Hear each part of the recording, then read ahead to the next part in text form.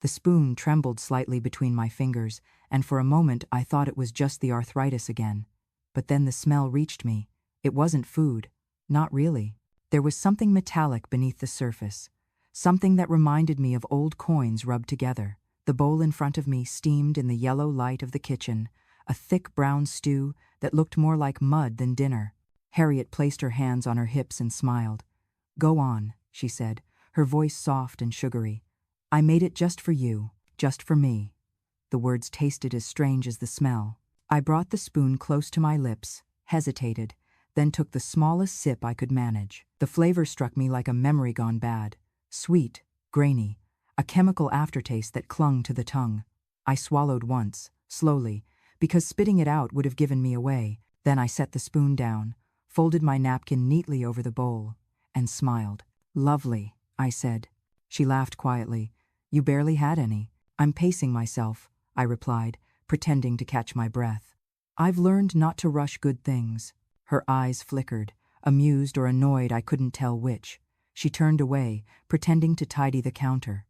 Behind her, the clock above the sink ticked too loudly, as if marking the time between us. When she left the room to take a call, I leaned closer to the bowl. The smell was stronger now that it had cooled, a sharp, iron scent that curled my stomach. My hand shook as I lifted the napkin and scooped a little into it, folding the cloth tight. I would find out later what this was. Whatever it wasn't meant for me. The house was silent, except for the hum of the refrigerator and the faint purr of the cat at my feet. The cat's name was Luna. She sat by her silver bowl near the back door, licking the last of her meal. I looked at her food, then back at mine. The color was the same. The texture, too. That was when the thought hit me, cold and wild and absurd. No, that couldn't be. I rose slowly, joints creaking, and crossed to the trash bin under the counter. The lid resisted a moment before giving way. Inside, beneath a paper towel and a peel of lemon, lay a torn cardboard sleeve with smiling dogs printed across it. "Pet protein meal, chicken and peas." For a few seconds I just stared at it, unable to breathe. Then I lowered the lid and pressed my palms against the counter to steady myself. The surface felt cold, almost wet. I wanted to laugh, or scream, or maybe both, but I did neither. Because in this house, even the walls had ears. I heard Harriet in the hall, still on her phone, her laughter sharp as glass. "Of course she liked it," she said, her voice drifting closer. "She'll eat whatever I give her." The next sound was her heels tapping away toward the living room. I sat back down, forcing my face to be still. The stew sat untouched before me, congealing in the bowl. The smell filled my head, thick and wrong. I looked at Luna again. She stretched, yawned, and padded off, leaving me alone with the proof that something in this house had turned cruel. That night, I lay in bed and watched the shadows move across the ceiling. The curtains were thin. The streetlight outside cast a long white bar that looked like a prison stripe across the wall. I could still taste that metallic sweetness on my tongue. No matter how many times I brushed my teeth, it stayed. Oliver was working late again. He always was. He thought I was comfortable here, thought Harriet took good care of me. I had told him once that she was distant, but he smiled, said she just needed time to adjust to having another person in the house. "She's trying," he'd said. I wanted to believe him. I always did. The house smelled like bleach and candles. Everything spotless, polished, empty. Harriet liked things that couldn't talk back. I turned on my side and reached for the small sketchbook I kept by the lamp. The cover was cracked, the corners frayed, but the pages were still white. I hadn't drawn in months, not since my hands began to tremble. But that night, I opened it anyway. I sketched the bowl first, the curve of the porcelain, the heavy shadow beneath. Then the spoon, caught mid-fall, as if sinking. And finally, a label half hidden under a paper towel, letters faint but visible, "Pet protein meal." My pencil broke. I didn't replace it. I just stared at what I'd made, then wrote one word beneath: proof. When I closed the book, the sound seemed too loud in the quiet room. I pressed it under my pillow like a secret. The next morning, Harriet greeted me with the same brightness she wore like perfume. "Morning, Mrs. Stanley," she said. "I've made porridge, no sugar. You'll like it." I thanked her, sat down, and lifted the spoon. The smell was fainter this time, but familiar. My stomach clenched. She watched me expectantly. "How's your hip today?" she asked. "Better," I lied. "Good. Maybe you'll be able to take a walk soon. Fresh air always helps." "I might do that." She smiled. "Wonderful. Eat up now." I took one small bite, the same metallic whisper beneath the sweetness. I swallowed, smiled, and said, "Perfect as always." When she turned to pour herself coffee, I wrapped the rest into a paper napkin. My heart beat fast, but my face stayed calm. I had raised a son, buried a husband, survived a stroke. I knew what endurance looked like. She chatted about Oliver's upcoming meeting, about the neighbors, about nothing at all. I nodded at the right moments, but my mind was already somewhere else, on the pharmacy, 2 blocks down, on the old man who worked there, and on the question I would ask him when I got there. When she finally left to run errands, I waited 5 minutes, maybe 10. Then I took my coat from the rack and slipped the napkin into my pocket. The air outside was damp, the kind that tastes faintly of salt.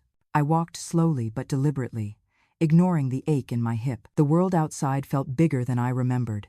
People passed me without noticing. That was fine. I didn't want to be noticed. I wanted answers. Peter looked at the napkin for a long moment before he touched it.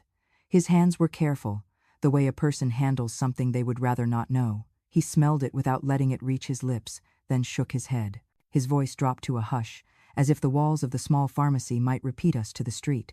"This is not fit for people," he said. "High preservative content. Animal grade. I would not serve it to anyone with a weak heart or a tired body." He met my eyes, and in that look I felt a weight settle, heavy but clarifying. I thanked him, reached for the napkin, and slid it back into my pocket.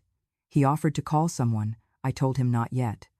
I needed to walk home with my own thoughts first. Outside, the sky hung low and gray. Gulls carved pale circles above the roofs. The sea was somewhere behind the houses, breathing. I took the long way home along the edge of the green. Children chased a football that kept escaping their feet. A woman pushed a pram and sang softly to the small life inside it. The ordinary world went on, unaware that in one kitchen nearby, a small and private war had already started. At the corner, I stopped and looked at my hands. Paint had lived under these nails for years. I had scrubbed it off for doctors and church, but it always came back, the proof of what I loved. I remembered how it felt to finish a painting at dawn, how the light from the window stitched the room together. I remembered Harold sitting on a stool with a mug of tea, pretending to read while he watched me. I remembered Oliver, 5 years old, running in with a crayon and declaring that my clouds needed a dragon. I had laughed so hard I smeared the sky. I wondered when laughter had become something I did only in other rooms. I reached the house and stood on the step with the key in my hand. The wood of the door looked freshly polished. Harriet liked surfaces that lied. Inside, the kitchen was bright and lemon clean. On the counter sat a glass jar with a white label in Harriet's neat handwriting. "Vitamins for Mother," it said. I opened it and smelled only sugar and something stale. I closed it again and placed it exactly as I had found it. Small deceptions always sit in the open because their owners mistake neatness for truth. Harriet appeared in the doorway with a canvas shopping bag on her shoulder. "There you are. Did you enjoy your walk?" "Very much," I said. "The sea sounds strong today." She smiled as if the sea belonged to her. "Good. I will make tea." She filled the kettle. I stood near the window and watched the cat sun herself on the sill. The kettle began to rumble. Steam fingered the air. Harriet set a cup in front of me, then another across from it. She sat down and folded her hands. Her face was pleasant, empty in a practiced way. "How are you settling in?" she asked. "Truly, I am grateful to be with family," I said. It was true in a way. Gratitude is not a feeling sometimes. It is a duty we perform for the sake of what used to be. Her smile thinned. "You know, I am doing my best here. It is not easy to run a household and care for someone with needs. I hope you appreciate that." "I do," I said. "I notice everything." The sentence seemed to catch in the room like a snag in cloth. She blinked, then stood and busied herself with a drawer that did not need her. I sipped the tea. It tasted like hot water and a plan. After she left for a yoga class, I moved through the rooms the way light moves at noon. Slow, steady, revealing. I did not open anything I could not close exactly as it had been. I did not fold or straighten. I only looked. In the pantry, I found a neat stack of tins with cheerful dogs on the paper sleeves. In the drawer by the stove, beneath the clean dish towels, I found a leaflet from an online pet supplier with a code for recurring orders. On the refrigerator door hung a small whiteboard with meals listed for the week. Soup, porridge, stew, every word neutral, no details. Neutral words can hide violence for a long time. Back in my room, I sat on the edge of the bed and wrote in my sketchbook. I did not write paragraphs. I wrote short lines, each like a step across a river. Monday, smell of metal. Tuesday, label in bin. Wednesday, jar labeled vitamins. I added small drawings beside the notes so I would remember how my body felt when I looked at them. A hand closed around a spoon. A lock turned on a door. A cat asleep, full. I pressed the pencil hard enough to leave grooves in the page. Then I stopped and breathed until the air returned to my chest. There is a power in describing a thing exactly.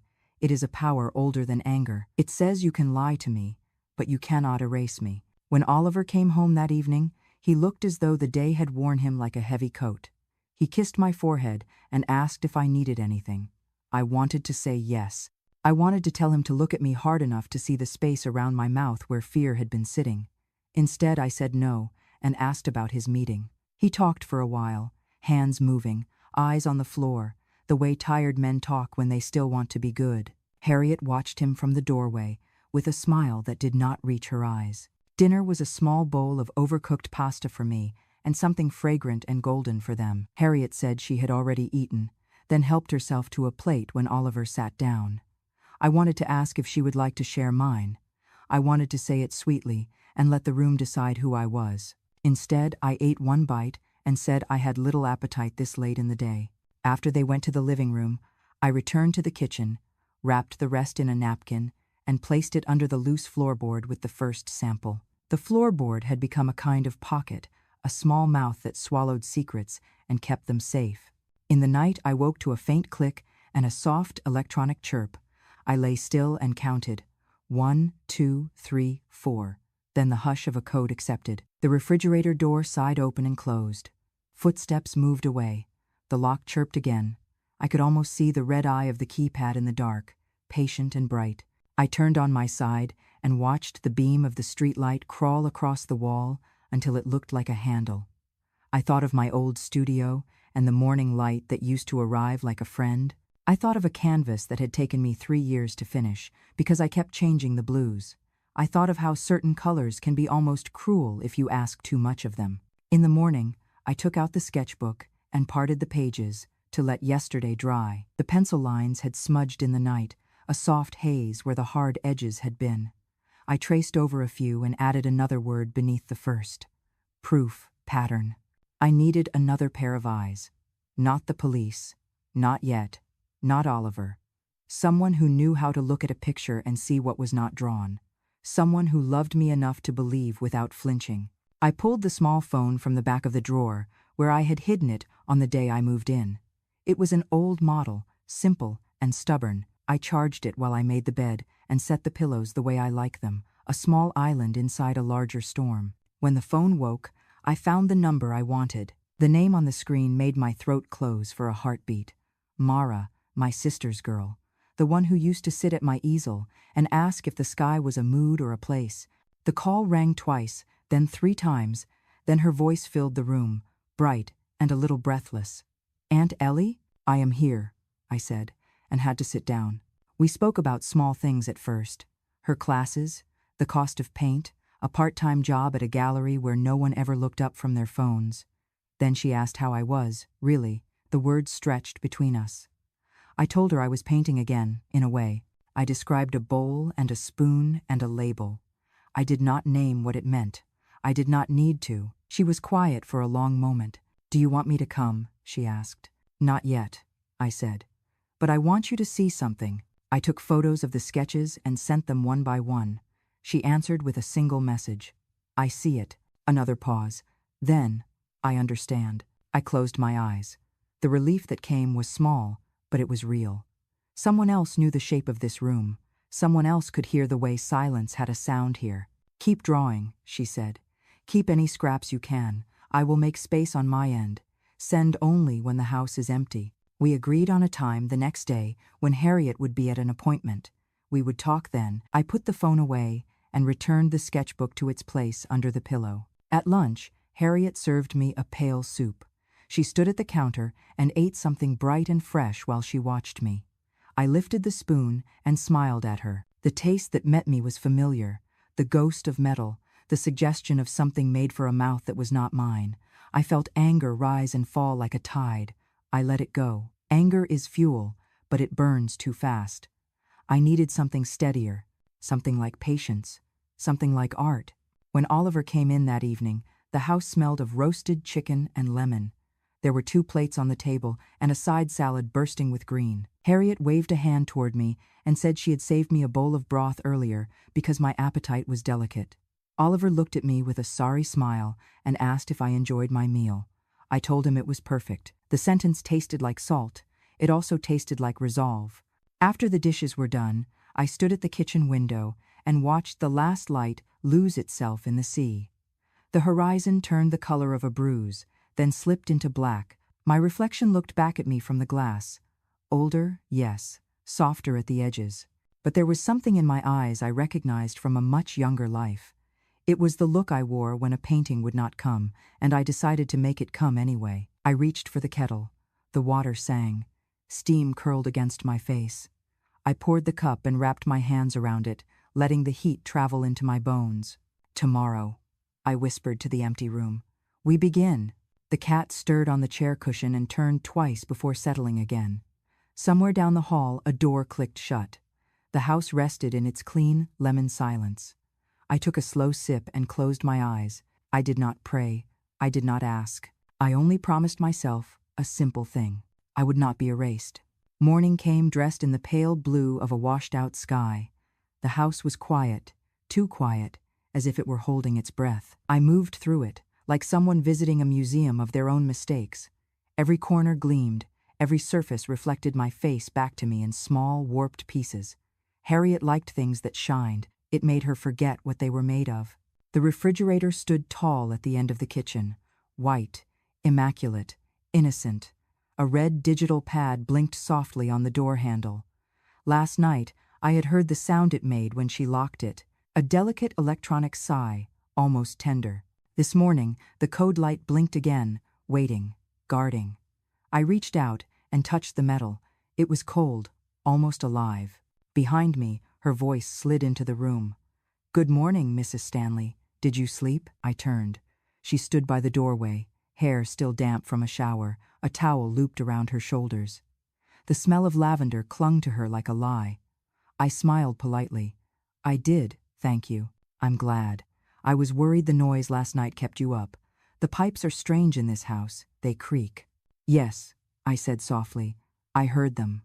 She crossed the kitchen, opened a cabinet, and began to take down bowls. "Oatmeal again today. Oliver said you liked it." I said nothing. I only watched the way her wrist moved, quick and careless. Steam filled the air again, that faint metallic scent returning like a ghost. I felt my stomach tighten. "I'll eat in my room today," I murmured. "That's unnecessary," she said lightly. "It's better to eat here. Routine helps your memory." She placed the bowl before me, smiled, and poured herself a glass of water. I stirred the oatmeal with the spoon, slow circles that barely touched the surface. The scent made me dizzy, or maybe it was rage, old and patient. I raised the spoon, touched it to my lips, and smiled. "Perfect, dear. You always know what I need." She nodded, pleased, and turned toward the living room. Her voice floated back to me. "I'll leave you to it. Don't forget to take your vitamins." When she was gone, I lifted the napkin again and let the oatmeal slide into it, folding it neatly, pressing the edges together like sealing a letter. Then, I placed the napkin under the lid of the teapot beside me. It fit perfectly, hidden in plain sight. My hip ached when I stood. The ache was familiar now, a dull reminder that time had moved forward without permission. I walked toward the fridge again. The keypad blinked. I pressed one button, then another. 4 digits. The same tone repeated each time denial. I smiled faintly. "We all have codes, don't we?" I whispered. From the hall, I heard Harriet's laughter.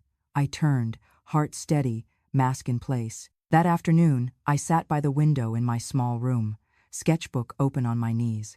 I drew the keypad, 4 red squares. Beneath it, I wrote a single word, lock. Then I drew another page, the same shape, but instead of numbers, I filled the squares with eyes, watching, waiting. Each time I looked at the page, it seemed to pulse. The cat, Luna, slipped through the half-open door and jumped onto my bed. She was warm, her fur soft against my wrist. I scratched behind her ear. "You're the only one who eats what she's given," I said. She purred in answer, or maybe in mockery. Around 4, I heard the door downstairs open Oliver's footsteps. Then the sound of Harriet greeting him, voice bright and lilting, the kind of voice she never used with me. I closed my book and listened. Words carried up the stairs, blurred but sharp enough to wound. "She forgets things," Harriet said. "I found her standing in front of the fridge again this morning, staring like she didn't know what it was. It's getting worse." Oliver's voice, tired, uncertain. "Maybe she's just adjusting." "She's not adjusting, Oliver. She's losing track. You need to think about what's best for her." A pause. The sound of a kiss. The sound of my son giving in. I closed my eyes. The room tilted for a moment. It wasn't anger this time. It was something quieter, heavier, a sadness that had grown too old to cry. When dinner came, Harriet called from downstairs, "I'll bring your plate up, Mrs. Stanley. It's easier that way." I waited. The footsteps, the knock, the small white tray set on the bedside table. Soup again, pale and smooth. She smiled. "Eat while it's warm. I'll check on you later." "Thank you, Harriet," I said. When she left, I lifted the lid. The same smell, the same sweetness, the same insult. I took out a small plastic jar from the drawer, the one she labeled vitamins, and poured the soup into it. Then I sealed the lid tight and set it beside the sketches. The night grew colder. I watched the streetlights flicker against the glass. Somewhere in the house, a door closed softly, and the lock clicked again. The sound was almost kind. Almost. I opened my phone, the small hidden one, and typed a message to Mara. "Tomorrow noon. She'll be out for errands. I'll call you then." Her reply came almost instantly. "Be careful, Aunt Ellie." I smiled faintly. I've lived long enough to know careful and quiet are the same thing. The next day arrived wrapped in fog. Harriet left early, perfume trailing behind her. I waited until the car engine faded, then lifted the jar from the table and slipped it into my bag. The streets were empty as I walked to the pharmacy. Peter wasn't there this time. His assistant, a young woman with gentle eyes, took the jar and frowned. "Is this the same sample?" "Yes." She nodded and promised to run it through a test. "You'll have results by evening." I thanked her and left, the sea wind tugging at my scarf. On the walk back, I stopped by the small cafe near the pier. The place smelled of coffee and salt. I ordered tea and sat by the window. Couples came and went. Children pressed their faces to the glass to look at the gulls outside. For a moment, I felt invisible again, but this time it felt like freedom, not punishment. I took out my sketchbook and opened to a fresh page. The lines came easier now. I drew the refrigerator, the glowing keypad, the reflection of a woman in its door. Her face was blurred, her hand steady. At the bottom, I wrote, "Memory lives where truth hides." By the time I returned home, Harriet was already back. She stood in the hallway, her face arranged into concern. "You've been walking again," she said. "That's not safe." "I felt strong today," I said simply. Her gaze swept over me, calculating. "Next time tell me first. We don't want you to get lost." "I never get lost," I said. "Some of us just take longer routes home." She frowned, uncertain whether it was an insult or not, and let me pass. Upstairs, I placed the sketchbook under the floorboard with the others. Beneath it, the jars lined up like soldiers, each one filled with her kindness. I knelt there for a while, listening to the house breathe. The walls were still, the silence thick as paint. That night, the lock clicked again, that familiar chirp of obedience. I opened my eyes and whispered to the dark, "Keep locking, Harriet. Every lock has a key, and I've always been good with my hands." The air tasted of salt and quiet promise. I fell asleep smiling for the first time in months. The evening came with a thin rain that made the street shine like a sheet of glass. I waited by the window until the pharmacy lights clicked off across the green. When the phone rang, I already knew who it would be. The assistant spoke carefully, each word placed in a steady line. She confirmed what Peter had said. Animal grade, high sodium, additives that do not belong in a human body, not suitable for an elderly person, not suitable for anyone. She offered again to file a report. I thanked her and said I understood. I asked for a note on letterhead with the date and her signature. She said it would be ready tomorrow. After I hung up, I stood very still and let the room settle around me. There is a moment between knowing and acting when the heart is as quiet as a closed book. I pressed my palm against the sill until the wood warmed under my skin. Then I went to the small desk and wrote the words exactly as she had said them. I did not add anything. I did not remove anything. I slid the page into the sketchbook and closed it like a door. At dinner, Harriet brought me another bowl with the kind of smile that pretends to be mercy. Oliver was late. She told me there was traffic. She told me he was tired. She told me how hard it is when a man carries the weight of a home. I nodded and thanked her for the meal. When she left the room, I lifted the lid and let the steam run away. The smell was the same. I poured it into one of my jars and screwed the cap tight. The glass felt cool and heavy in my hand, a small truth I could hold. When Oliver finally came in, I could hear his voice in the hall, soft with apology. Harriet met him with the sweet tone she kept for him alone. The two of them stood close enough that their words crossed like threads. I heard my name once, then the soft tap of her fingers on his wrist, then silence. I slept lightly and woke before dawn. The sky was a pale bruise. The house had the fragile hush of a stage before the curtain rises. I went to the kitchen in my robe and stood in front of the refrigerator. The keypad blinked its patient red. I looked at the counter. On a small plate sat a piece of paper with a list of chores in Harriet's neat hand. Order coffee. Call the plumber. Pick up dry cleaning. The list told me she would be out in the morning. I boiled water and made tea. The steam set small halos on the window. I watched them fade and thought about keys. Every lock is a story about fear. Every key is a story about memory. I set my cup down, turned to leave, and then saw it. A reflection, not of me, of the keypad. At a certain angle, the refrigerator door gave back a ghost of itself. The numbers glowed pale in the metal like embers in a grate. I smiled without meaning to. A painter's eye is not just for color.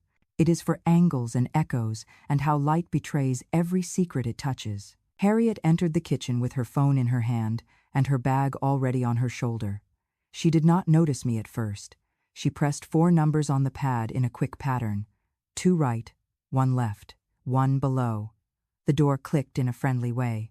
She reached in and took out a glass container of something bright, then closed it and pressed the lock again.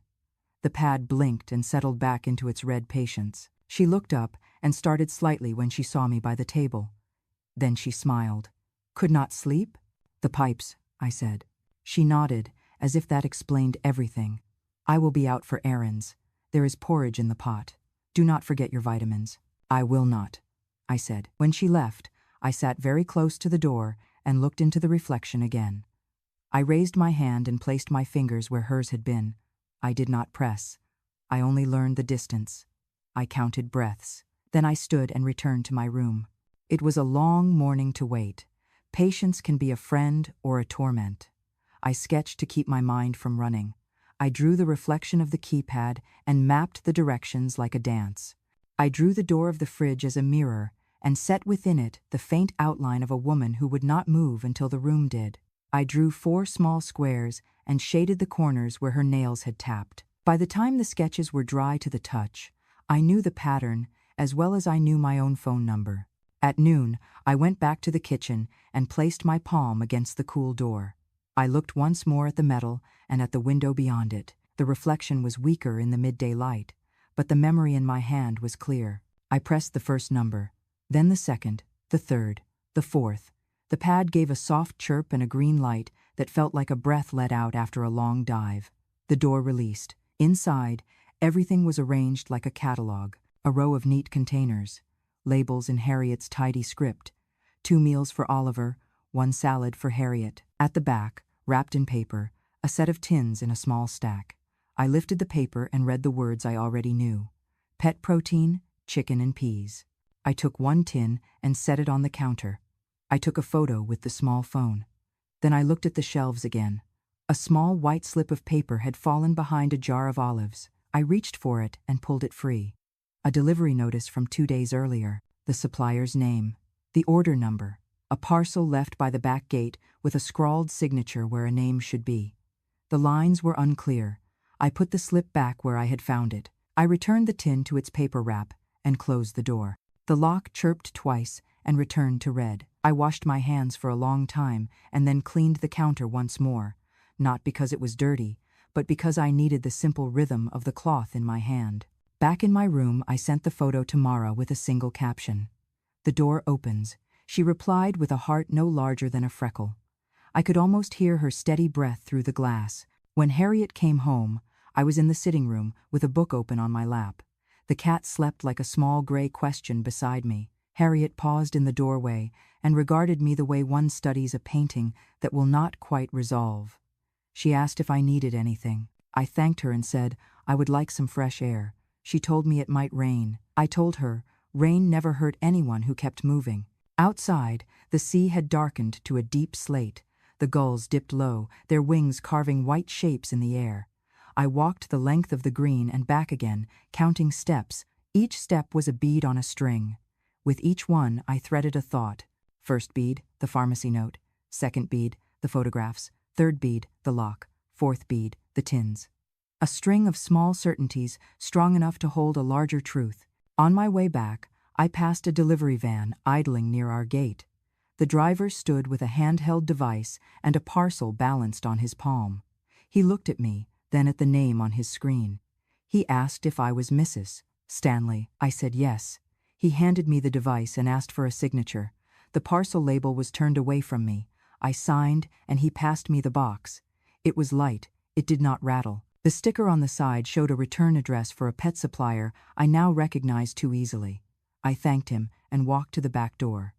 There, on the small flats of brick, were 3 other boxes stacked and taped, all from the same place. I wiped the parcel with a dish towel and left it where Harriet would find it. I did not open it. Some doors should be opened only when the room is full of witnesses. That night, Oliver came home early. Harriet had cooked for him. The kitchen smelled of garlic and lemon, and the kind of butter that makes a man forgive things. I sat at the end of the table with a small bowl that tasted like the inside of a machine. I pretended to be absorbed by a crossword I had taken from the newspaper. The clue for 10 across read, "A thing that unchains." The answer would not come, though I knew it, so I left it blank. After dinner, Oliver walked me to the stairs. He asked how I felt. He said the word carefully, as if feeling were a breakable toy. I told him I was steady. He smiled and said he was glad. He said that Harriet cares very much. I felt my face try to change, and I told it not to. Before I reached my room, I turned back and asked him to fix the curtain rod over my window when he had a moment. It had come loose. He promised he would. He touched my shoulder, then let his hand fall away like a leaf. I sat on my bed with the sketchbook in my lap and listened to the house move into night. The familiar click and chirp answered from the kitchen. I opened to a fresh page and drew the outline of a box with a label turned away from the viewer. On the side, I wrote the date and the hour of delivery. Beneath it, I wrote the word that had eluded me in the crossword. Key. A message from Mara arrived as I capped my pen. "I want to come this weekend," I wrote back. "Wait 2 more days. I want to set the room," she replied. "I trust you." Trust sits warm in the chest. It becomes a kind of light, the kind that stays even when the lamp is off. I placed the sketchbook under the pillow and lay back with my hands folded like a woman at rest in a painting. The rain began again, gentle at first, then sure. I drifted between sleep and listening. Somewhere after midnight, the house exhaled, and I heard Harriet's voice, low and soft, like someone practicing a story. The words came in pieces. She said something about stress. She said something about sacrifice. She said something about doing everything herself. I imagined the audience would be moved. People often are, when a person cries in the right light. Morning found me ready. I straightened the bed and brushed the dust from the sill. I took 1 jar from the floorboard and placed it in my bag with the note from the pharmacy. I set a clean page on the desk and wrote a list in my careful hand. 1. Keep samples. 2. Photograph everything. 3. Watch hands. 4. Follow paper. I left a space beneath the fourth line and capped my pen. The space was for a name I did not yet have. I felt it waiting just beyond the edge of the page, like a tide that had not yet turned. I closed the book and smiled to myself, a small thing, private and fierce. In the kitchen, Harriet stood over the recycling bin with a cutter in her hand. She slit the tape of a new parcel and slid the boxes inside like a magician with a drawer. She did not look up when I entered. The back door was propped open, and the air smelled of wet earth. "Your vitamins are on the table," she said. "Take them after breakfast." "Thank you," I said, and poured myself tea instead. I watched her hands. They moved quickly, neatly, the way a person works when they are very sure no one will ever ask the right question. She closed the bin, wiped the counter, and finally looked up. "Do you need anything today?" she asked. "Only quiet," I said. She smiled with all her teeth and breezed out the door, the cutter still in her hand like a thin silver secret. I stood alone in the kitchen and listened to the lock breathe. The red light blinked at me once, a pulse, waiting. I pressed my palm to the cool door and let the reflection hold my face. For a moment I saw not an old woman but a girl with paint on her wrists, hair full of salt air, eyes that promised themselves that nothing would be taken without a mark being left behind. The girl smiled at me from the steel. I smiled back. Then I turned away to set the table for one. The house was different once I knew what it was. Silence used to be rest.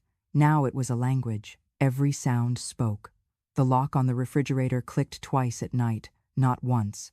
The kettle whistled too soon, meaning Harriet had turned the heat high to hide her phone call. Even the cat's footsteps had a rhythm, a signal of where she fed him and where she didn't.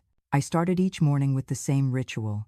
I opened the curtains halfway so the streetlight from the corner post still left one line of gold across my table.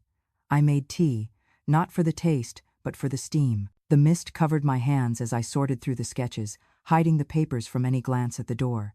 Then I drew. I drew the keypad, the tins, the reflection of Harriet's hand pressing numbers. I wrote the date and time beside each sketch like an artist documenting a crime. When Oliver came down for breakfast, I was always polite. I asked about work, about the weather, about the garden that no longer existed. He answered kindly enough. But there was a distance, like a wall built out of apology. Harriet poured his coffee and touched his shoulder in the way people do when they want to be seen caring. She turned to me. "How's the appetite?" "It comes and goes," I said. "Memory still foggy?" "Sometimes," I smiled. "But the fog keeps me from seeing too much." She didn't laugh. That morning, she locked the refrigerator before leaving the room. She did it right in front of me, a tiny gesture wrapped in sweetness. When they both left for the day, I moved fast. My hip complained, but I ignored it. The kitchen smelled of lemon and something faintly sour. I checked the counter. The tins were gone, but the recycling bin held their ghosts. Peeled labels, torn barcodes. I took the smallest piece and flattened it between 2 sheets of paper inside my sketchbook. At noon, I called Mara. Her voice came through the phone bright as morning light through glass. "I have proof," I said. "What kind?" "Barcodes, dates, a delivery notice," and she started keeping the fridge locked, even during the day. Mara was quiet for a moment. I could hear her typing. "That's control," she said finally.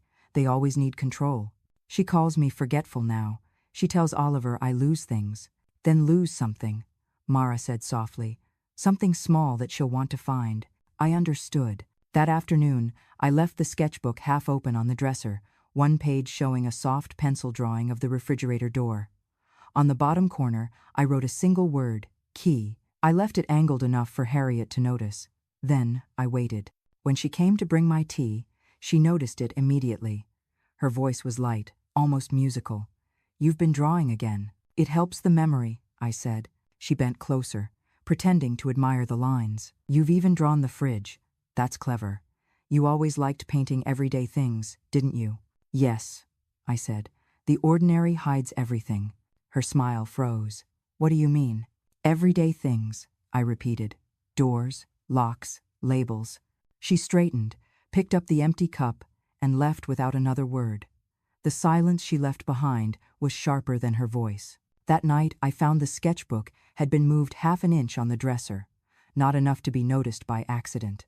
I smiled into the dark. 2 days later, Mara sent a message. I showed the photos to a friend in my class. She's studying criminal law. She said, "You're building a chain of evidence." I wrote back, "I'm building a painting." Mara answered, "The two might be the same thing." The following morning, Harriet knocked on my door. "You left your teacup on the counter again," she said. "I'll try to remember," I said. "You're lucky Oliver's patient," she added. "I know," I said. "He gets that from his father." Her smile thinned. "Yes, Harold was generous." She didn't know that name was a key, too. She didn't know Harold had left me everything except the part of my heart that still tried to forgive people like her. That afternoon, Oliver called from work to say he might have to travel next week. Harriet said she would manage fine. She didn't look at me when she said it. That was how I knew she was planning something. I went upstairs, turned the key in my door, and took out a second phone from the drawer. Not the small one Mara knew about, a newer one, a secret I had bought with cash from the pension I'd hidden long before I moved here. I used it to photograph everything again, this time in color: the labels, the keypad, the notes on Harriet's meal plan, the small white pills in the jar marked vitamins. By sunset, I had 67 photographs. I uploaded them all to a cloud account I'd created under the name ES Gallery. I titled each image by date. I wrote short captions under them, no longer as a victim but as an archivist. Meal 1, Sample 2, Lock 3. When the upload finished, I sat by the window and watched the streetlights blink on. The cat slept beside my feet. I whispered to her, "We're not just surviving anymore, we're curating." Downstairs, Harriet's laughter rose again, sugar and smoke. I closed my eyes and listened. Every sound in that house was a brushstroke, and I was painting her into a corner. The next morning began with rain tapping lightly on the windows, a quiet percussion that followed me through the house. Harriet was already up, her voice drifting from the living room where she spoke on the phone. I could not make out the words, only the rhythm: short, efficient, satisfied, the kind of tone people use when plans are falling neatly into place. When she saw me in the doorway, she smiled too quickly. "Morning, Mrs. Stanley. Sleep all right?" "Well enough," I said. "Dreams make good company." She tilted her head. "You've been busy drawing again, haven't you?" "It keeps my hands from shaking," I said. Her eyes lingered on me for a moment too long. Then she reached for her bag. "I'll be out for a few hours. I need to pick up a prescription for you." "I didn't ask for one," I said. "Oliver thought it might help with your memory." There it was again, the word memory, like a polite insult. She left before I could answer, her heels clicking sharp across the hall tiles. I waited for the sound of the car pulling away before I moved. The refrigerator lock blinked its red light in the half-dark kitchen. I touched it once, not to open it, just to let it know I was watching too. Then, I sat at the table and unfolded the note I had written last night, a list of things to check. 1. New delivery box, confirm address. 2. Medicine bottles, count capsules. 3. Mail, search for financial records. The first was easy. I went to the back door and found the flattened cardboard from yesterday's delivery. The supplier's address was printed clearly. Beneath the label, another smaller sticker had been half torn away, but enough remained to show something strange. The customer name field read, "O. Stanley, not Harriet." I stared at it until my heartbeat slowed. Then I took a photo and slid the cardboard under my arm. The medicine was next. The jar labeled "Vitamins for Mother" sat on the shelf by the kettle. I opened it, tipped it gently into my palm. The capsules were uneven. Some bright white, some slightly off color. I crushed one between 2 spoons. The smell that came out was sharp, bitter, wrong. I wrapped the fragments in tissue and placed them into a plastic bag. By the time I reached the last item on the list, the mailbox, the rain had stopped. The front gate creaked in protest as I opened it. Inside the box was a stack of envelopes, bills, ads, and one thin piece of paper, folded twice, bearing the letterhead of a pet supply company. I unfolded it carefully. It was an automated invoice confirming a standing monthly order for O. Stanley. The items listed were familiar: mixed protein tins, nutrient supplements, and feeding equipment. The total amount charged was far more than any pet could eat. The signature at the bottom was Oliver's. My hand went cold. I stared at the name as if it belonged to someone else. My son, the boy who once collected shells from the beach and brought them home to show me, proud and bright-eyed. The man who now paid for the food that ended up in my bowl. For a long time, I sat on the porch step with the letter in my lap. The air smelled of wet leaves. The gulls called somewhere far away. My throat felt thick, but no tears came. I had passed tears long ago. When I finally went inside, the house seemed smaller, like the walls had moved closer. I placed the invoice in the sketchbook under a drawing of the fridge, pinning it there with a strip of tape. Beneath the sketch, I wrote one line in pencil. It was him, too. That evening, Harriet returned carrying groceries and a smile that looked rehearsed. She set a brown paper bag on the counter. "Oliver called," she said. "He wanted to make sure you were taking your pills." "I have been," I said. "Good. He worries about you." "I worry about him too," I said. She laughed lightly. "You always did. You'll see. He just wants you safe." Safe. Another word she had learned to use like a weapon. She busied herself with dinner, humming as she worked. I sat at the table, watching her hands move through the motions. When she turned away to reach for a pan, I caught sight of the small delivery invoice tucked halfway out of her bag. She had folded it once, neatly, but I recognized the edge. My copy wasn't the only one. She knew. She had always known. I looked at her then, really looked. The way her shoulders stiffened when she cooked, the flicker of irritation when the cat brushed against her leg, the way she wiped her fingers on the towel after touching my plate. Every gesture a confession written in flesh. When Oliver came home later, his jacket smelled faintly of rain and exhaustion. He kissed Harriet's temple and poured himself a drink before even looking at me. "How was your day, Mum?" he asked. "Productive," I said. "That's good." He smiled tiredly.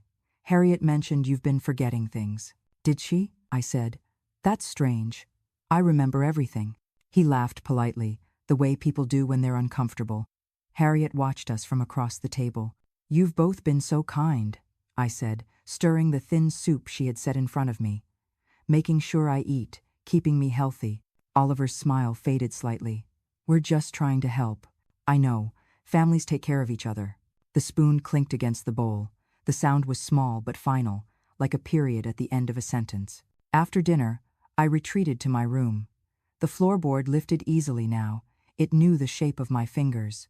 Beneath it, the jars gleamed faintly in the lamplight. Proof, pattern, key, and now one more name. I took out the invoice and photographed it under the desk lamp, sending the picture to Mara. Within minutes, her reply came. "He signed it himself?" "Yes." "Then, this isn't just cruelty," she wrote back. "It's consent." I stared at the word until it blurred. Consent. It meant agreement. It meant silence, pretending to be love. I closed the phone and sat in the dark. My reflection floated faintly in the window, pale and thin. I whispered to it, "It's never just one of them." The night passed without sleep. When dawn came, I moved like someone walking inside a painting of another life. I made tea, opened the curtains halfway, and waited for the light to settle on the sketchbook. On a new page, I drew a pair of hands signing a piece of paper, then another hand, mine, reaching from the edge of the frame to take it away. Beneath the drawing, I wrote 3 words: "Every artist remembers."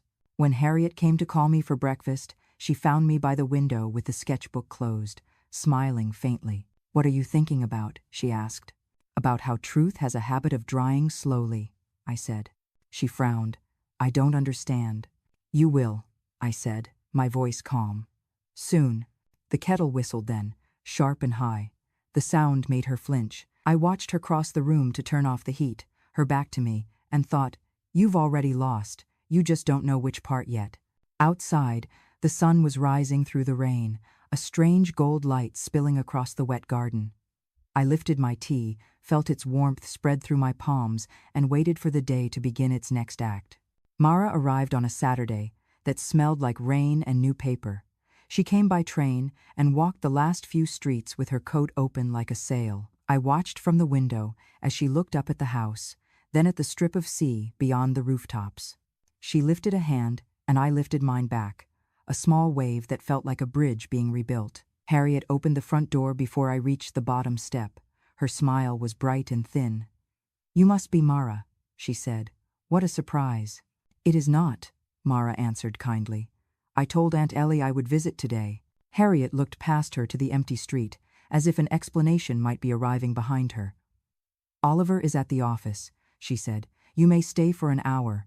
"I will stay as long as my aunt needs me," Mara said, still gentle. She had my sister's eyes, green and honest. Harriet stepped aside. The cat slipped between their legs and ran up the stairs, tail high. In my room, Mara folded me into her arms. She smelled like rosemary and long walks. When she pulled back, she looked at my face the way a restorer studies a painting, checking for cracks, checking for what still shines beneath. "Let us look at your work," she said. We spread the sketchbooks on the bed. She moved slowly, page by page, asking small questions with her fingertips. She paused over the keypad studies, nodded at the shape of the lock, then turned to the drawings of the tins and the folded labels. Her jaw tightened once, but she did not speak. When she reached the page with Oliver's signature, taped under the line drawing of a hand, she closed her eyes for a moment and pressed her palm to the paper. "I am sorry," she said softly. "He is not the boy we remember," I said, "but he is still my son." She looked at me then, and I saw that she understood both facts at once, the way truth sometimes lives in two rooms. From her bag, she took out a small scanner, no larger than a book, and a camera that looked like a toy. She set them on the desk with the care of a person placing gifts on an altar. "We will make a record," she said. "Not just photographs, a catalog. If anyone questions what happened, we will show them the pages where it is already true." I lifted the floorboard. The jars gleamed in the lamplight, lined like chess pieces. She crouched to my side and wrote small labels on tape, one for each lid. Sample 1, Sample 2. She logged dates and times in a notebook that smelled like coffee and ink. Her hands were steady. The rhythm of her work quieted the room. Harriet tapped on the door and entered without waiting. "Tea," she announced, as if the word were a solution. She set the tray down and glanced at the desk. Her face did not change, but her eyes were quick. "What are you working on, Mara?" "An assignment," Mara said. "Archiving family objects." "How nice," Harriet said. She lifted the cup and held it out to me. "Sugar?" "No," I said. "Just the truth." Harriet tilted her head, puzzled or pretending to be. She set the cup down and left as smoothly as she had arrived. We waited for her steps to fade. Then Mara plugged in the scanner and began to feed the drawings through, one after another. The machine hummed softly, a sound like a bee trapped in a jar. On the screen, the images appeared, clean and exact, every pencil line and smudge of eraser, every taped scrap, every date. I watched the screen fill with the story of my house told in graphite and patience. "I want to build the story in chapters," Mara said. "Not just what happened, but how you looked at it. The way you used silence. The way you waited until the light showed you what you needed." "Light tells the truth," I said. "It cannot help itself." She smiled. "Then we will let the light speak." We worked in small bursts, so our hands would not shake. When I tired, she read the notes back to me so I could correct them. She asked for the smallest details, how many clicks on the lock, what time the deliveries usually arrived, whether Harriet touched the bowls with bare hands or with a towel, the kind of questions that turn a story into a structure. Midday passed into afternoon. The fog outside thinned, and the gulls sounded closer, as if they wanted to listen at the eaves. We took a break and ate 2 apples from Mara's bag. The crunch felt clean in my mouth, like a small absolution. "Tell me about the house," she said. "Tell me what it remembers." I told her about Harold sanding the banister smooth enough for a child's hand. I told her about the summer Oliver painted his room the color of a storm and then cried because it made him sad. I told her about the first winter after Harold died, when the boiler gave up and we cooked by candlelight and I sang to the kettle to keep myself from breaking. Mara listened, with the alert stillness of a person who knows that memory is not a soft thing. When I finished, she wrote 1 sentence in her notebook.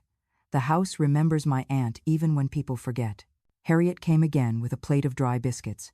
She did not set them down.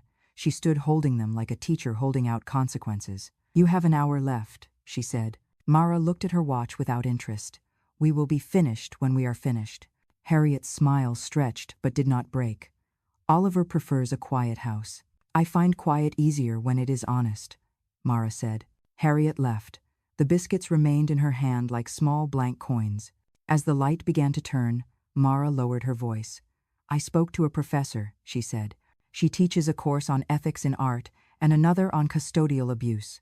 She said what you are making is both a record and a witness.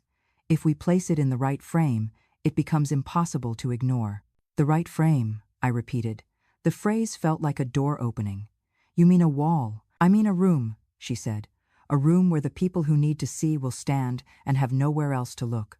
I felt a slow heat rise under my ribs. It was not rage. It was purpose. We will need more than drawings, she added. We will need letters, affidavits, a timeline anyone can read in 5 minutes. We will need a simple sentence for each object. Here is what it is. Here is what it means. I can write those, I said. Good. I will help you shape them. We began with the jars. I wrote the sentences by hand, my script even and neat from years of practice. Sample 1. Soup served on a Monday morning. Not fit for human consumption. Confirmed by pharmacy test. Sample 2. Stew served on a Thursday night. Same composition. Photograph taken the same night. Sample 3. Oatmeal served while Oliver was away.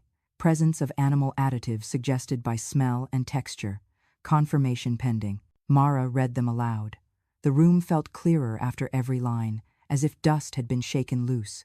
Now, the invoices, she said. I placed the folded paper with Oliver's name in the center of the desk. My hands did not shake when I smoothed it open. I wrote another sentence. Invoice addressed to O. Stanley. Standing monthly order of animal-grade food. Signature matches my son's. Mara laid her hand over mine for a second. Not pity. A seal. We included the photograph of the keypad reflection and the small delivery slip that showed the parcel left by the gate. We added a sketch of Harriet's hand pressing the code, the nails painted a pale shell color. We added the label from the vitamin jar and the note with the chore list where the words were too clean. By the time we finished, the stack on the desk looked like a case, not loud, not dramatic, only inevitable. A soft knock sounded. Oliver stood in the doorway with his tie loosened and rain in his hair. He looked surprised to see Mara, then wary. He smiled at me because it was his habit to begin with a smile. I did not know we had company, he said. Mara greeted him with a careful warmth. I needed to see my aunt. He nodded and stepped into the room. His gaze wandered to the desk, then away, then back. Sometimes truth is a bright thing, and the eye cannot help but return to it. He pointed at the stack. What is all this? Family history, I said. He tried to laugh. It broke in the middle. Since when are we the kind of family that keeps records? Since the day we needed them. Harriet's voice rose from downstairs. Oliver, dinner. He took a breath and looked at me hard. I saw a question rise and fall in his face. He left without asking it. When he was gone, Mara turned to me. He knows. I know, I said. He has known for longer than he will admit. We packed the documents into a flat folio with a tie closure. Mara slipped the scanner and camera back into her bag. She tucked the folio under her arm like a book she could not afford to lose. At the door she kissed my cheek. Tomorrow I will see the pharmacist, she said. We will get the note on letterhead and a signature. Then I will visit a friend who knows how to set up a simple exhibition. We do not need a gallery. We need a wall and a projector. We need a room full of people who cannot pretend they did not hear. And after that? After that, we invite the ones who think they can watch and stay clean. We invite the ones who use the word caregiver as if it were a crown. We invite the ones who sign things with other names. Her eyes were bright, not with anger, but with craft. I felt something in me stand up straighter. At the bottom of the stairs, Harriet was waiting with her careful smile. Leaving so soon? I will be back, Mara said. I have errands to run. Bring milk next time, Harriet said. We are out. Mara studied her for one measured second. I will bring light, she said, and stepped into the evening. I watched from the window as she walked away. The street was damp and shining.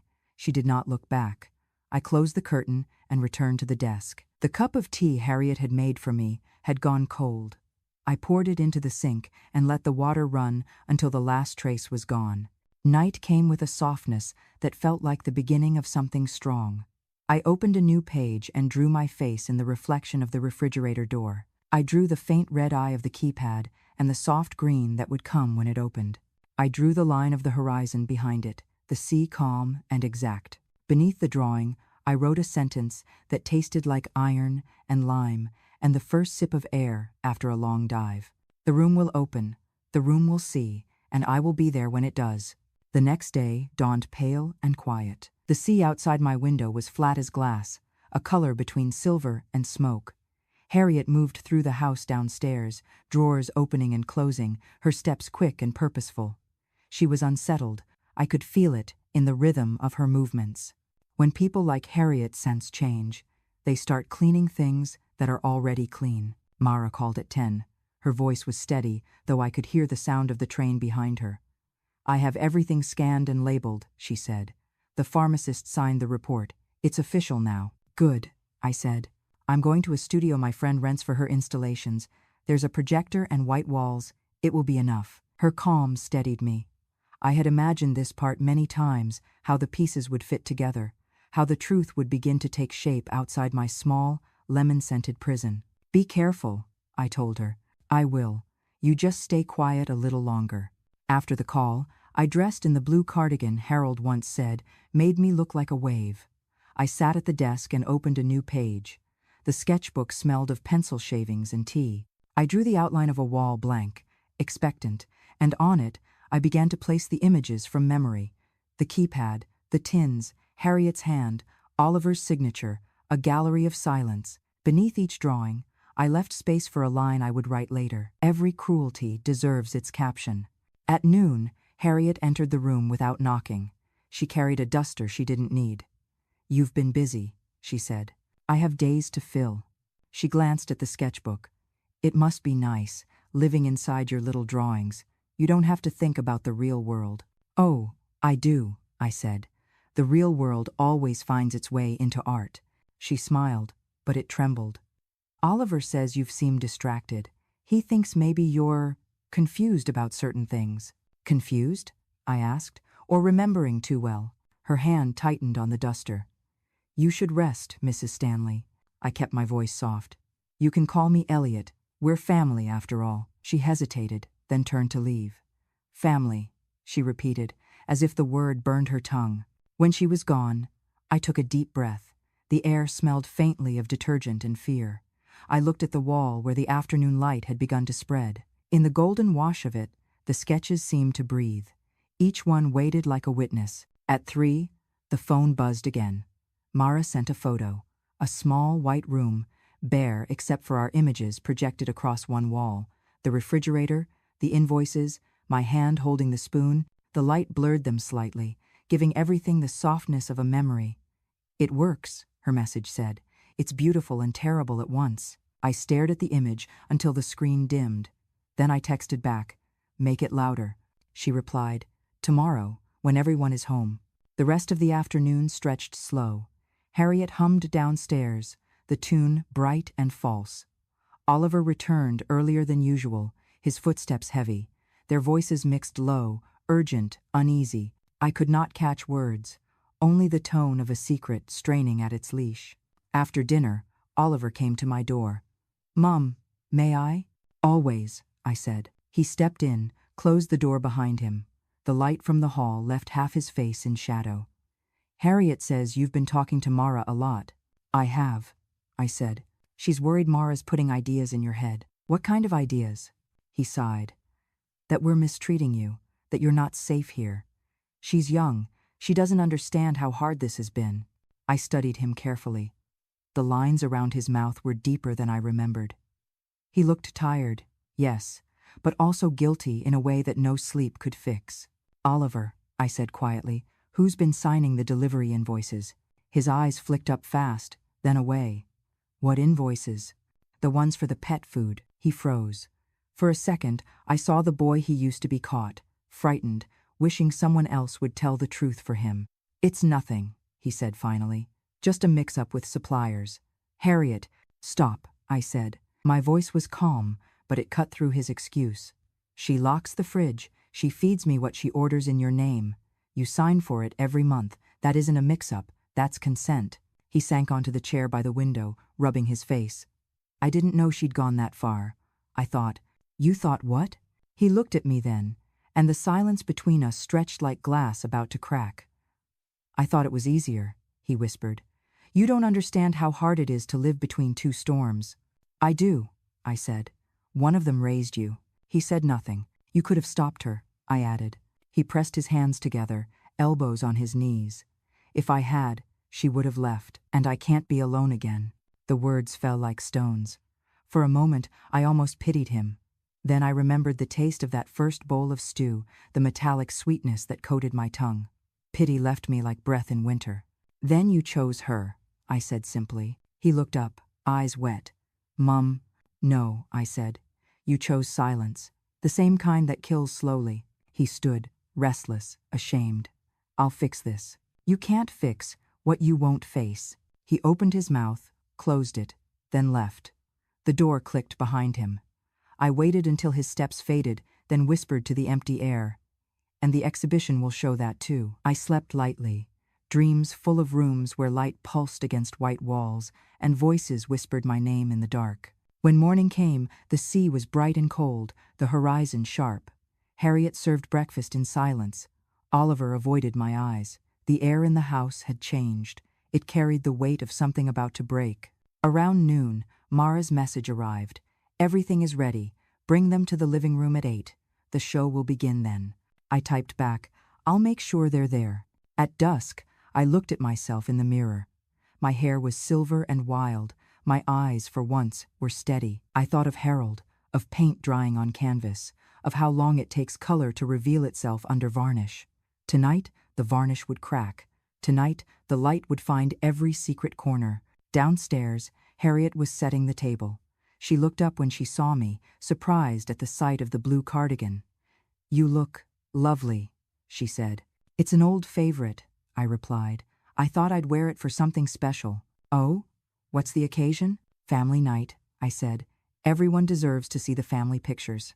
She laughed uneasily. You're full of surprises, Mrs. Stanley. Yes, I said, smiling. And some of them are mine to keep. The clock in the hallway ticked louder than usual. The house waited, holding its breath, as the light drained from the sky. Evening arrived quietly, wrapped in the kind of stillness that makes every sound seem deliberate. The sea outside was a dark sheet of glass, reflecting the faint gold of street lamps. The house smelled of lemon polish and cooked meat, Harriet's chosen perfume for pretense. She had laid the table with care. 3 plates, polished cutlery, folded napkins that looked like surrender flags. Oliver came down wearing the same gray sweater he always wore when he wanted peace. Harriet poured wine, her smile stretched thin over the tremor in her hands. She was trying too hard to make the night look ordinary. I sat across from them, calm, composed, watching the light flicker across their faces. The cat slept in the corner, its small breathing the only honest rhythm in the room. Dinner looks lovely, I said. Something simple, Harriet replied. We could all use a quiet night. Oliver nodded absently. Yes, it's been tense lately. Then it's good we'll have some art, I said. They looked at me. Harriet blinked first. Art? Yes, I've been working on something with Mara. A few drawings, a few reflections. Mara, Harriet repeated, her tone sharpening. That girl's meddling again? She's helping me remember, I said. Memory is an art form too, you know. Sometimes you need someone to help you frame it. Oliver set down his fork. Mum, maybe this isn't the time. It's exactly the time, I said softly. She asked me to gather you both in the living room at 8. She's setting up a small presentation. Harriet laughed, brittle as glass. A presentation? Of what? Of family history, I said. You'll see. Something flickered behind her eyes, fear, quickly buried beneath arrogance. She wiped her mouth with the napkin, movements too precise. Well, that should be interesting. At 8 sharp, the doorbell rang. Harriet stood, ready to stop whoever it was, but Oliver waved her off. I'll get it. Mara entered like she belonged to the air itself, calm, composed. She carried a small projector case and a folder under her arm. She smiled politely at Harriet. Good evening. What on earth, Harriet began, but Mara had already turned to me. Ready? As I'll ever be, I said. Oliver looked between us, uncertain. What's all this? Truth, Mara said simply. And light. She set up the projector on the mantelpiece. The lights dimmed, the machine hummed, and the wall came alive. At first, the images were only sketches, soft pencil drawings, harmless things. A bowl, a spoon, a refrigerator door. Harriet exhaled in relief. So this is your project? She asked. Then the next image appeared, a photograph of the same bowl, its contents thick and gray. Beside it, another photo, the pet food tin. Chicken and peas, the label read, bright as accusation. Oliver's face drained of color. Harriet's fingers tightened on the back of her chair. Mara's voice was calm, clinical. Every image corresponds to a day, a meal, a moment. Each one verified, logged, and preserved. What you're looking at is not just art, it's evidence. The next slide, a page from my sketchbook, the word proof scrawled beneath the drawing. Then the pharmacy report signed, dated, stamped. The words were clear even from across the room. Not suitable for human consumption. Harriet stepped forward. This is ridiculous. Sit down, I said. My voice was steady, heavier than I intended. You wanted quiet nights. You'll have one more before the noise begins. She froze. The projector clicked softly, advancing to the next image, Oliver's signature on the monthly invoice. The room went utterly still. Mum, he whispered. I looked at him and saw every version of him I had ever known. The boy with scraped knees, the young man carrying boxes when we moved, the tired adult pretending not to see. You signed it, I said. He swallowed hard. I didn't think. You didn't want to think. Harriet turned to him, furious. You told me. I told you to stop, he snapped. But his voice broke on the last word. Mara switched to the final set of slides, drawings of Harriet's hand, pressing the keypad, sketches of jars labeled and dated, photos of the invoices stacked in sequence. Then, finally, the message I had written beneath one image. Every artist remembers. The light filled the room like judgment. No one spoke. Only the sea outside, pushing against the shore, steady and endless. Harriet's voice came at last, low and trembling. You can't prove intent. You have no idea what that was for. I don't need intent, I said. I have repetition, pattern, and names. Mara stepped closer to the wall, her shadow crossing the final image. This presentation is being recorded, she said quietly. The files are backed up. Tomorrow they'll be shown again, in another room. You don't get to erase this one. Oliver sat heavily on the couch, his head in his hands. Harriet took a step toward the projector, as if she could turn it off with sheer will. But Mara stood between her and the machine. It's over, I said. Harriet's eyes darted around the room, searching for something to hold on to, someone to blame. You're doing this to destroy us, she hissed. No, I said. To remember what you tried to destroy. The final slide faded to white. For a moment, none of us moved. Then Mara shut the projector off, and the sudden darkness felt almost kind. I stood slowly. Oliver, I said, you'll need to call the police in the morning. He looked up, his face pale and blank. They'll take her away. They'll take the evidence first, I said. Then they'll take whatever's left of your courage. Harriet opened her mouth to speak, but no words came. She turned and left the room, her footsteps uneven, her composure bleeding away down the hall. Mara began packing the projector. I looked at Oliver. You have tonight to decide who you want to be when they come, I said softly. The man who helped or the man who hid? He didn't answer. When they were both gone, I sat by the window. The sea glowed faintly under the moonlight. My reflection looked back at me older, thinner, but intact, whole in a way I hadn't been for years. Mara returned to the doorway. You did it, she said. No, I said. We did it. She smiled. Then tomorrow we'll hang the truth where everyone can see it. I nodded. Tomorrow the room opens. Outside, the tide rolled in, patient and unstoppable. Inside, the house finally felt clean. The morning after the confrontation, the house smelled of dust and endings. The curtains were still drawn, but I could feel daylight pressing against them, impatient to come in. Harriet's footsteps had gone silent. She hadn't left her room since last night. Oliver moved through the house like a shadow. No music, no small talk, only the occasional sound of a cupboard closing too softly, as though even the furniture might accuse him. I sat at the kitchen table with my tea untouched. The steam rose and vanished, leaving only the faint trace of warmth on my palms. For the first time in months, the refrigerator light blinked green instead of red. The lock hung loose, open, meaningless now. I stared at it and felt nothing, no triumph, no relief. Only the hollow quiet that comes after a storm, tears through and leaves everything standing but changed.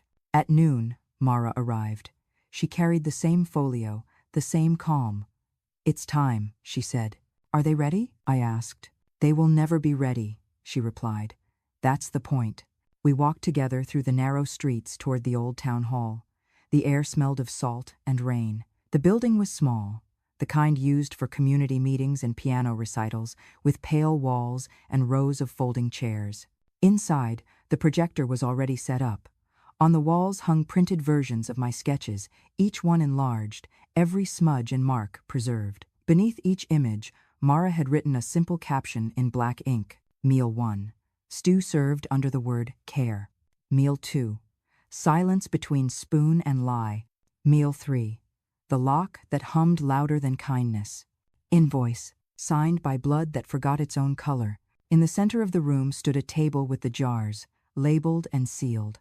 The report from the pharmacy sat beside them, framed under glass. "It looks like a courtroom," I said. "It's both," Mara answered. "An exhibition and a trial." People began to arrive, neighbors, friends from church, even Peter from the pharmacy. I saw faces I hadn't seen since Harold's funeral. Some greeted me softly, others only looked, uncertain what to say. They knew now, or thought they did. Oliver came last, shoulders hunched, tie askew. He stood near the back, not speaking. Harriet wasn't with him. Mara turned to me. "Would you like to speak first?" "No," I said. "Let them look before they listen." The lights dimmed, and the projector came alive. The wall filled with light, the same images from the living room, but larger now, unignorable. The audience shifted in their seats, the air thickening with unease. When the pharmacy report appeared, someone gasped. When Oliver's signature filled the wall, another voice whispered, "Oh my God." The silence after each slide was heavy enough to feel. I watched them watch. Their faces told me everything. The discomfort, the disbelief, the dawning recognition that cruelty could live behind clean curtains and polite smiles. When the last image faded, Mara turned on a soft lamp near the front. "This is not a story," she said. "This is a record. The artist is here if you wish to ask her anything." No one spoke at first. Then Peter, the pharmacist, stepped forward. His voice was careful, respectful. "Mrs. Stanley, how long did this go on?" "Long enough to learn that love without respect is just obedience," I said. He nodded, eyes wet.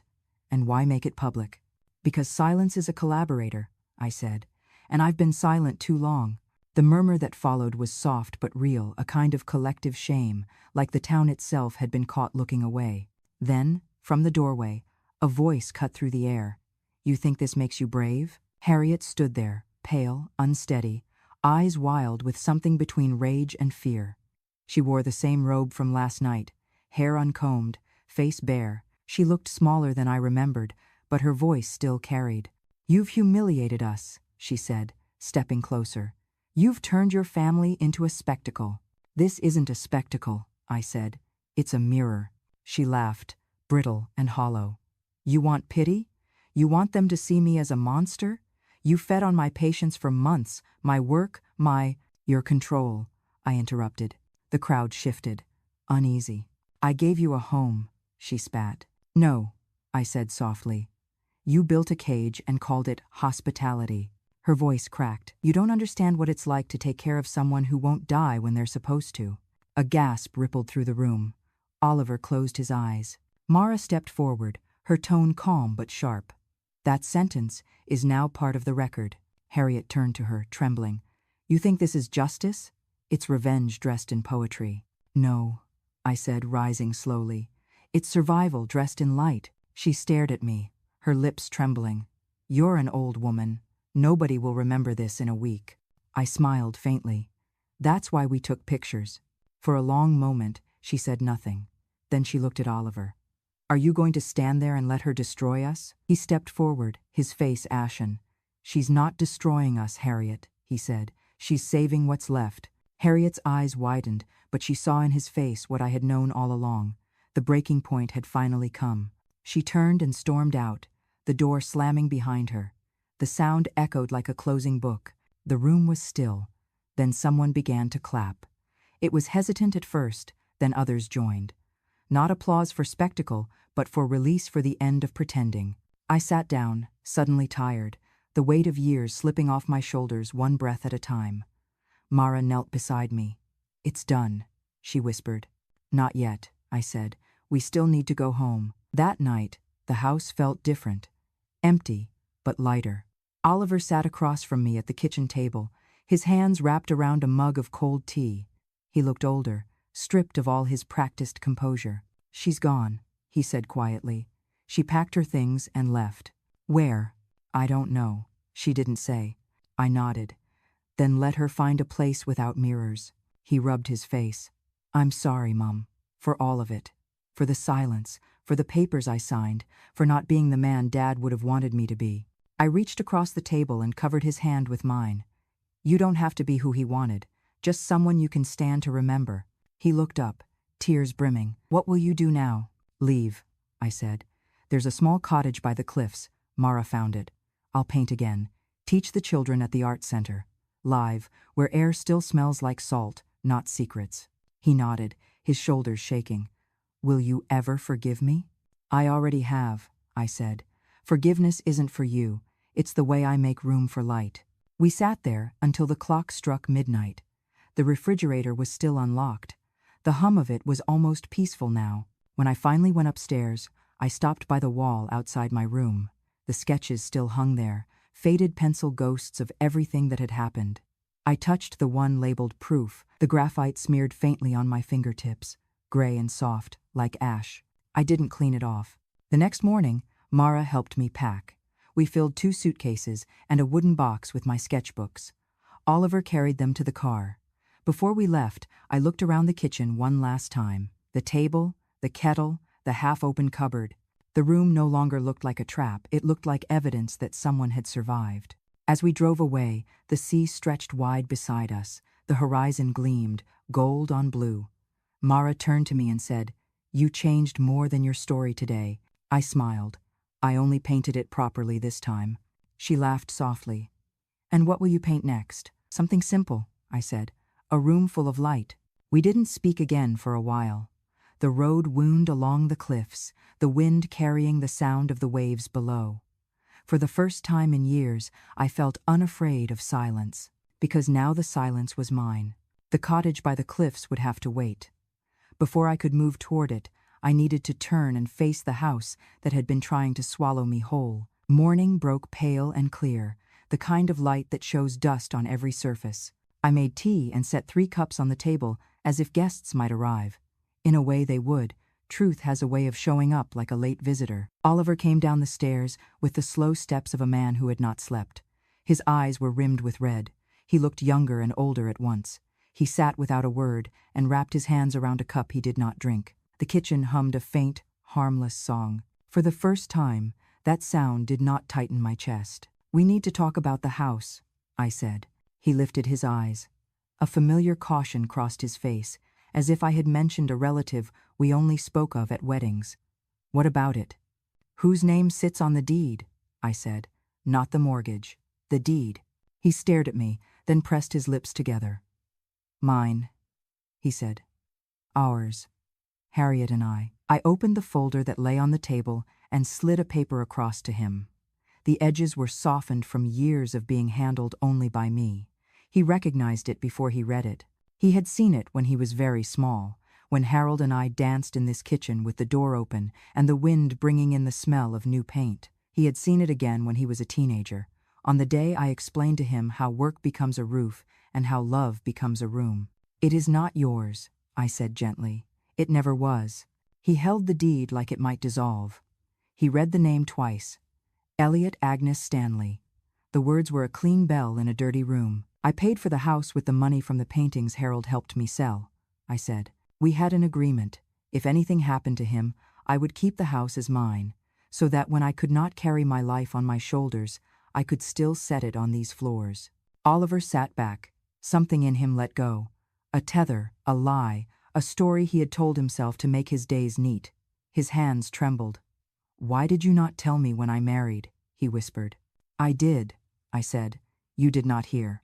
He closed his eyes. A breath left him like a weight dropping into water. "Harriet will not accept this." "Harriet has already left," I said. "What she accepts is not our work anymore." He folded the deed back along its old crease and set it down as if returning a bird to a nest. "Then, what happens now? Now I ask you to pack your things with respect for what these rooms held before you," I said. "And I ask you to leave me the keys without speeches. There will be time for apologies. There will be time for repairs. But the house will remember me first." He nodded and stood. He looked like a man who had reached the shore after swimming the wrong direction for years. He went upstairs without argument. Drawers opened. A suitcase rasped. The sound was almost kind. There are mercies that come only after shame has done its work. I took a slow tour of the house. My hand followed the banister Harold had sanded. My fingers paused on the place where a child's toy once chipped the paint. The living room still held the soft hollow where his armchair had stood. I could almost hear his morning cough, and the way he cleared his throat before reading the paper aloud to me, knowing I liked the words more when they came through him. On the mantel sat a small bowl that Oliver had made at school. The glaze had bubbled and cracked, but the blue beneath was steady. I set it in the center of the table. I placed my sketchbooks beside it, stacked in an honest tower. I kept the jars on the counter one more day. They were not trophies, they were anchors, proof that my mind had not betrayed me even when my body shook. By noon, Mara arrived with bread from the bakery and news from the town hall. People were still talking. The word exhibition had been passed from mouth to mouth like a coin. Some were indignant, some were relieved, most were quiet. Quiet is where thought begins. I showed her the deed. She read it slowly, smiling more with each line. "The right frame," she said. "We have it now." Oliver came down with a small suitcase and a box of papers pressed to his chest. He had shaved. There was a soberness around his mouth that did not look like defeat. He placed the keys on the table without drama. He looked at Mara as if she could translate something he did not know how to say. She nodded once, the way a doctor might nod to a patient who has finally admitted the illness by its name. He turned to me. "Do you want me to call anyone?" he asked. "A solicitor, a constable." "You will call the constable tomorrow," I said. "Today you will call a locksmith. The code will change. The locks on the back gate, too." He nodded. He did not ask for mercy. That was mercy. He picked up the keys again, a house in his palm, and then he did something I did not expect. He took the small bowl from the center of the table and dusted it with his sleeve. He placed it carefully back where I had set it, exactly centered. Then he left. Mara and I ate bread and cheese with our fingers. We did not talk much. We listened as the house settled into a new shape. It felt like a bandage being lifted from skin that had finally learned how to knit itself whole. In the afternoon, a locksmith came in a blue van and gave the doors new voices. He changed the keypad, too. The new one did not chirp. It made a simple click when it answered, a human sound. When he asked what numbers I wanted, I gave him the year Harold and I met and the number of steps from our old studio to the sea. He smiled as he typed. "Memories are good codes," he said. When he left, I stood with Mara in the doorway. The late light turned the hallway into a long slice of honey. We did not need to say what we were both thinking. A room can learn how to forget old names. It can even forgive. That evening, Oliver returned with a small bag of groceries: milk, butter, eggs, tea. He stood on the porch like a boy coming to ask if his friend could still play. "I do not know where Harriet went," he said. "Her phone is off. I will give the constable her last address and the invoices. I will tell him everything." "Tell him enough," I said. "The rest is mine." He nodded, then looked past me into the kitchen. The jars still gleamed on the counter. He did not look away from them. He did not apologize to them either. He lifted his eyes and held mine. "May I come for tea when the cottage is ready?" he asked. "Not to talk, just to sit."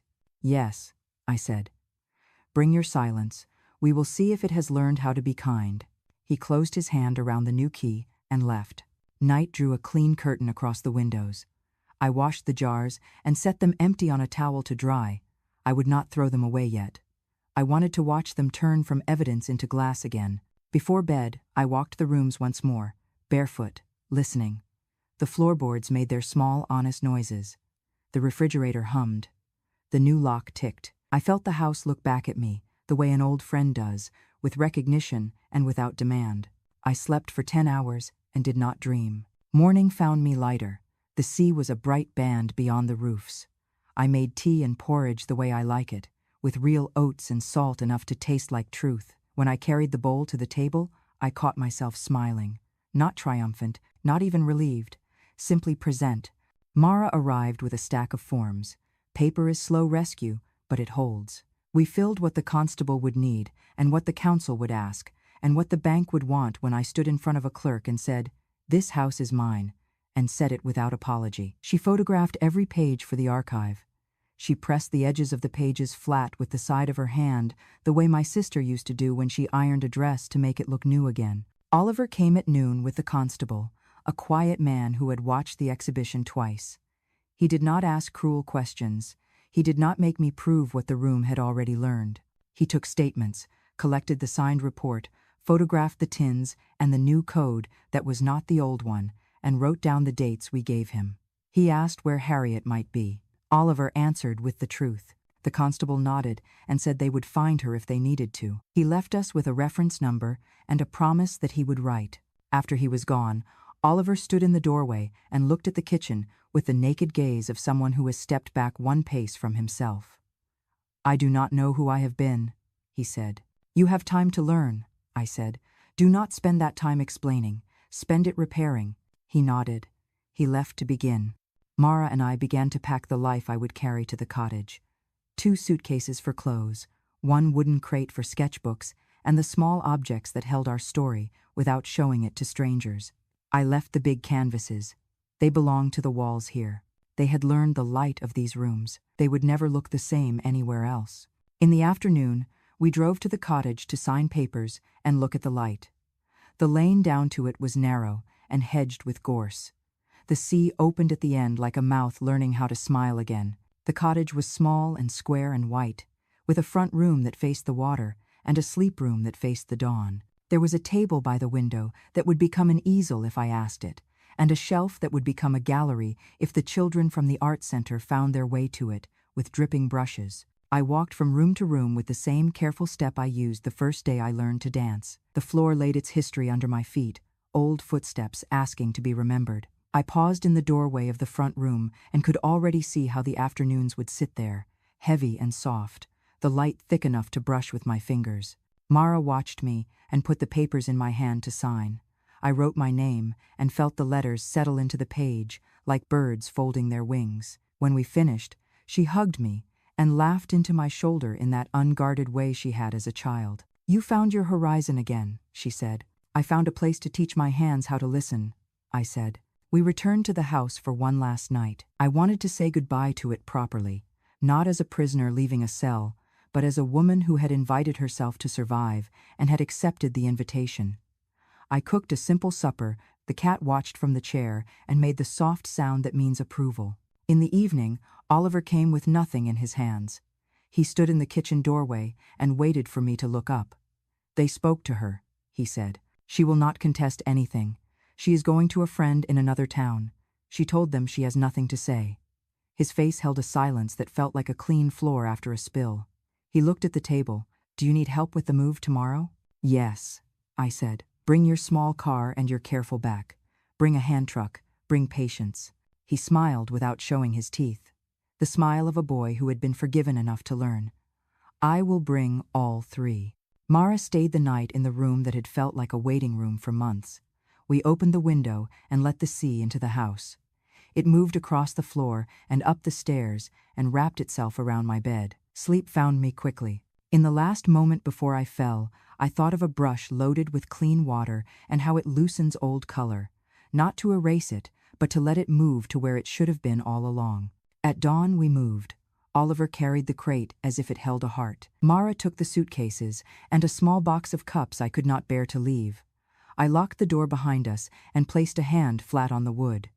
"Thank you," I said to the rooms, for not letting me disappear. The lock clicked. The sound was not an ending. It was a period in a sentence that would go on.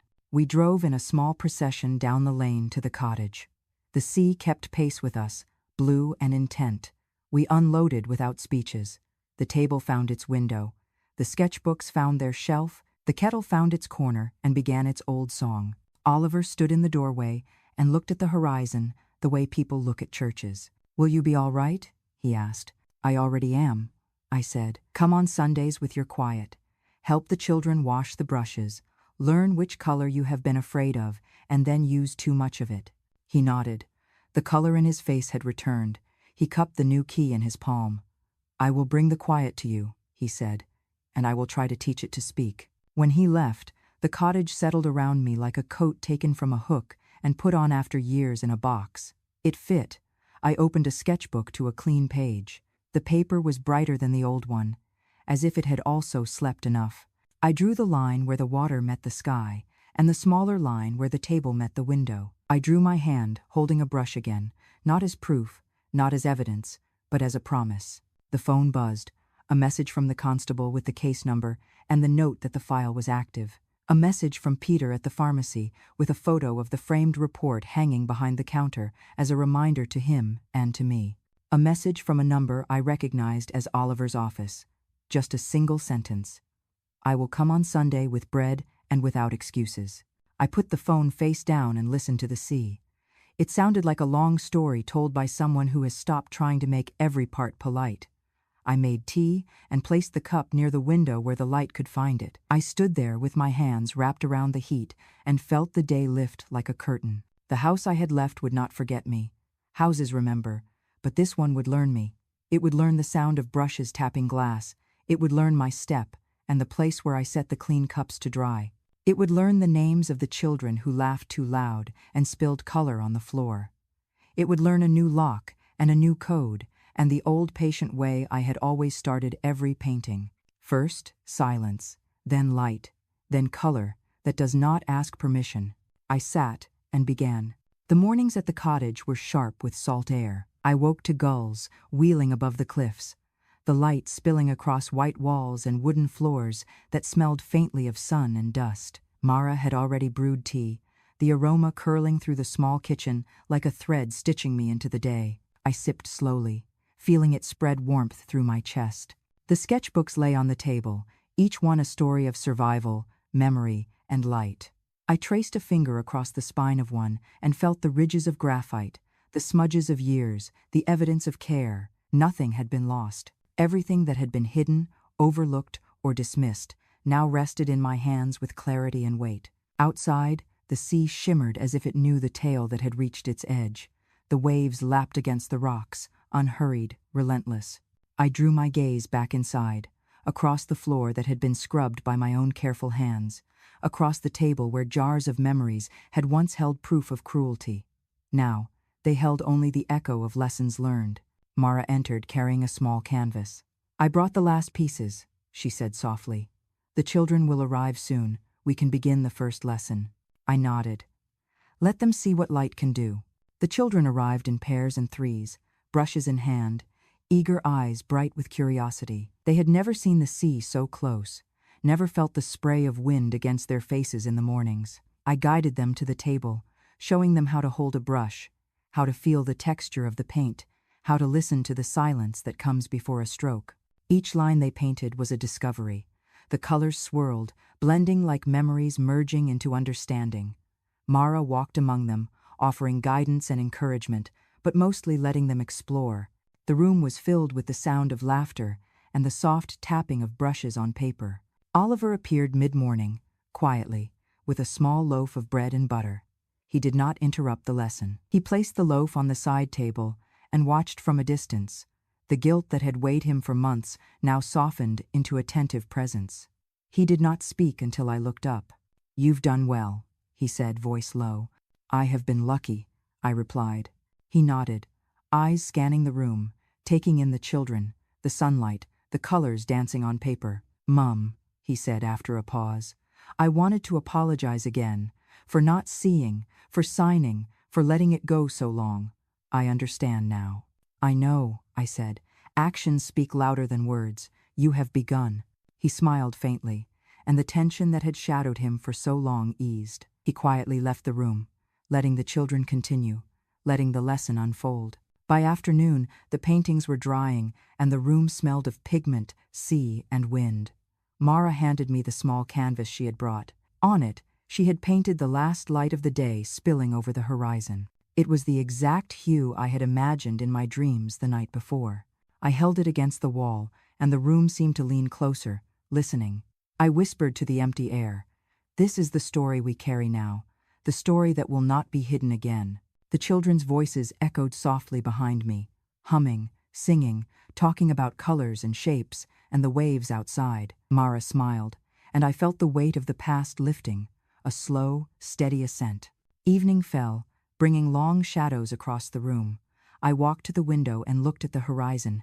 The sea reflected gold and rose, and I felt it stretch from the cliffs to the edge of memory, connecting the past with the future. I set my cup down and opened a fresh sketchbook. The page was empty, waiting for the next story, the next line, the next stroke. I dipped my brush in the water, let it soak the bristles. The first stroke touched the paper lightly, deliberately, like the first step of a journey I had waited my entire life to begin. The light at the end of the canvas was no longer a distant dream. It was here, flowing across the paper, across the room, across my life. It was steady. It was mine. I closed my eyes for a moment, listening to the children's laughter, mingling with the steady pulse of the waves below. The silence of the house had transformed into a living soundscape, a testament to survival, endurance, and renewal. When I opened my eyes, the canvas before me glowed softly in the twilight, and I understood fully that everything, every wrong, every injustice, every act of courage had led to this moment. The past would always be present in the lines and shades, but the future was now alive in color and light, waiting for every hand brave enough to paint it. I smiled, lifted my brush, and painted the horizon once more, knowing that this time I held the end of the canvas and the story firmly in my own hands. The morning after the first lesson, the cottage smelled of salt, paint, and bread. I awoke before the sun, as I had so many mornings before, and watched the light creep along the floorboards. The sketchbooks lay open on the table, the previous day's colors drying slowly. Each line, each smudge, each careful notation was proof of what we had endured and what we had survived. Mara was already preparing the small studio for the day's session. She hummed softly, setting out water cups, brushes, and fresh sheets of paper. I watched her, grateful for the steadiness she brought. With her presence, the room felt less like a temporary refuge and more like a home. The children arrived again, this time with an energy that seemed to draw the light from the sky. Their laughter filled the room, their curiosity boundless.